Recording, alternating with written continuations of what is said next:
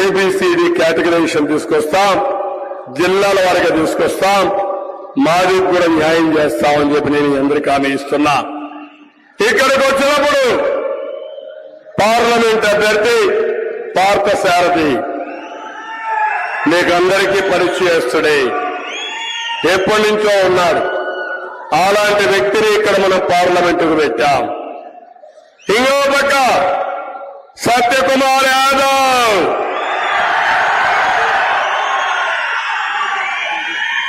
Bharatiya Janata party సమర్థవంతుడు. ఇప్పుడే అమిత్ షా గారు ఒక మాట చెప్పారు, నా వ్యక్తిగత మనిషి, ఆశీర్వదించండి, మీకేం కావాలో చేస్తారని చాలా స్పష్టంగా చెప్పారు.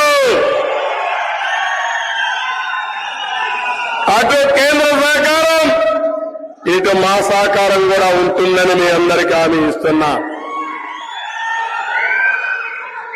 ధర్మవరాన్ని మళ్లీ ఘాట్లో పెట్టే బాధ్యత మాదని చెప్పి నేను మీ అందరికీ హామీ ఇస్తున్నా. ఇక్కడికి వచ్చే కొందరికి ధర్మవరంలో కేతిరెడ్డి, గుడ్ మార్నింగ్ రెడ్డి,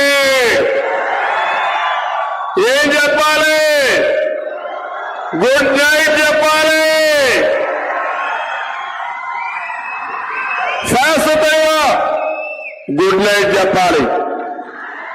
గుర్రం మీద స్వారీ చేస్తాడు, నాటకాలు ఆడతాడు, పనుల కోసం వచ్చామంటాడు, భూములన్నీ సర్వే చేస్తాడు, నెక్స్ట్ డే ఆ భూములన్నీ కొట్టేస్తాడు. అవునా కాదా? ఇలాంటి వాడు ఎమ్మెల్యే కావాలని మిమ్మల్ని అడుగుతున్నా. ఎర్రగుట్టని మింగేసిన ఓనకొండ ఈ కేతిరెడ్డి ఎవరా కాదా? ఇవన్నీ కూడా లోకేష్ వచ్చినప్పుడు యువగలంలో ఎక్స్పోజ్ చేస్తే ఇష్టానుసారంగా నోరు బాడేసుకున్నాడు. గుప్త నిధుల కోసం అమ్మవారి ఆలయాన్ని కూడా పడగొట్టిన దుర్మార్గుడు ఈ కేతిరెడ్డి. సోలార్ కంపెనీ దగ్గర మామూలు వసూలు చేసిన వ్యక్తి. ఇంకో పక్క ఉప్పలపాడు రీచ్ నుండి రోజు లక్షల విలువ చేసే ఇసుకని బెంగళూరు తరలించే దుర్మార్గుడు. నేను అందుకనే మిమ్మల్ని ఒకటే కోరుతున్నాం, ఇక్కడ పరిటాల శ్రీరామ్ మీ అందరి కోసం పనిచేస్తున్నాడు.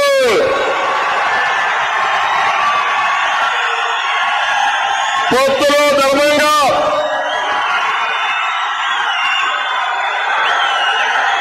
బీజేపీ నుంచి సత్యకుమార్ యాదవ్ వచ్చినప్పుడు త్యాగం చేసిన వ్యక్తి పరిటాల శ్రీరామ్.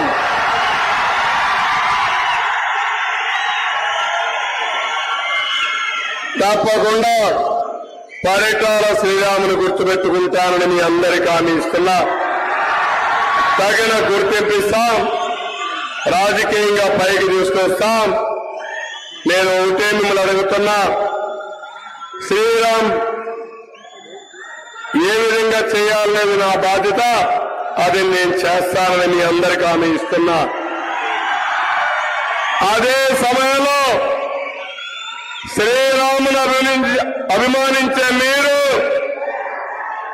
పార్టీని అభిమానించే మీరు వేయవలసిన ఓటు అసెంబ్లీకి సత్యకుమార్ యాదవ్ ఓటేయాలి, కమలం పువ్వు పైన ఓటేయాలి. సత్యకుమార్ యాదవ్ గెలుపు మనందరి గెలుపు. ఇది 3 పార్టీల విజయం. ఏం తమ్ముడు సిద్ధమని మనం అడుగుతున్నా. అందుకే ఈరోజు ఇక్కడికి వచ్చినప్పుడు కూడా చేనేత మౌలిక వస్తువులతో కూడినటువంటి కామన్ వర్కింగ్ షెడ్లు కావాలన్నారు, ఏర్పాటు చేస్తాం. టిట్కో ఇళ్లు కట్టాం. ఇప్పుడే అమిత్ షా గారు మాట్లాడినప్పుడు 4 కోట్ల ఇళ్లు కడతామని చెప్పి హామీ ఇచ్చారు. తప్పకుండా ఇవన్నీ వస్తాయి. ఇమ్మీడియట్ గా టిట్కో ఇళ్లన్నీ పూర్తి చేసి ఉచితంగా మీకు హ్యాండ్ ఓవర్ చేసే బాధ్యత మాదని మీ అందరికీ హామీ ఇస్తున్నా. జిల్లేడు బండ ప్రాజెక్ట్ ని నిర్వాసితులకి పరిహారం చెల్లించాలి, చెల్లిస్తాం. చిత్రావతి నదికి ఆనుకుని ఉన్న పొలాల్లో ఆక్రమంగా ఇసుక తవ్వకాలు జరుగుతున్నాయి, అవన్నీ అరికడతామని చెప్పి మీ అందరికీ హామీ ఇస్తున్నా. అందుకే ఈరోజు ఒక బ్రహ్మాండమైన మీటింగ్, ఇది ఒక చరిత్రాత్మకమైన మీటింగ్. ఎందుకంటే అమిత్ షా గారు ఇక్కడికి రావడం పొత్తుల్లో ధర్మంగా ప్రచారం చేయడమే కాకుండా రాష్ట్రానికి ఏం చేయబోతున్నారో చాలా స్పష్టత ఇచ్చిన వ్యక్తి అమిత్ షా గారు. వారిని కూడా మనస్ఫూర్తిగా అభినందిస్తూ రాబోయే రోజులు అన్ని మంచి రోజులే, మంచి శకునాలే. గెలుపు మనది, ఎన్డీఏదే గెలుపు. ఇంకా మనం చేయాల్సింది స్వేరింగ్ ఇన్ సెరమనీకి ముహూర్తం పెట్టుకోవడమే. అంత నమ్మకంతో ఉన్నా, అవునా కాదా?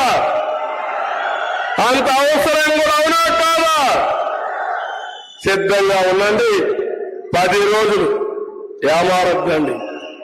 ఇతను మామూలు వ్యక్తి కాదు, మారీచుడు. మాయవేషాల్లో వస్తాడు, దౌర్జన్యాలు చేస్తాడు, కుట్రలు కుతంత్రాలు చేస్తాడు. రేపు ఎల్లుండో ఏం చేస్తారో కూడా నేను కూడా ఊహించలేకపోతున్నా. అందుకే మీరు చూస్తే గులకరాయి వేశారా వేయలేదు, గాడోళ్ళు నోస్.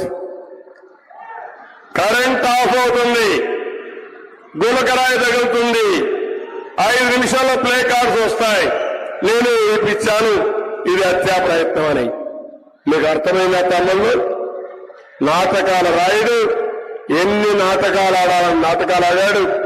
నేను ఆ రోజు ఇమ్మీడియట్ గా చెప్పాం, పొయ్యి గులకరాయితో హత్యా ప్రయత్నం చేస్తామని అడుగుతున్నా మిమ్మల్ని. కోడి కత్తితో హత్యా ప్రయత్నం జరుగుతుందని అడుగుతున్నా. ఇంకా ఎందుకు నాటకాలు ఆడతాడో, రేపు ఏం చేస్తాడో ఫ్రస్ట్రేషన్ లో ఉన్నాడు. ఆ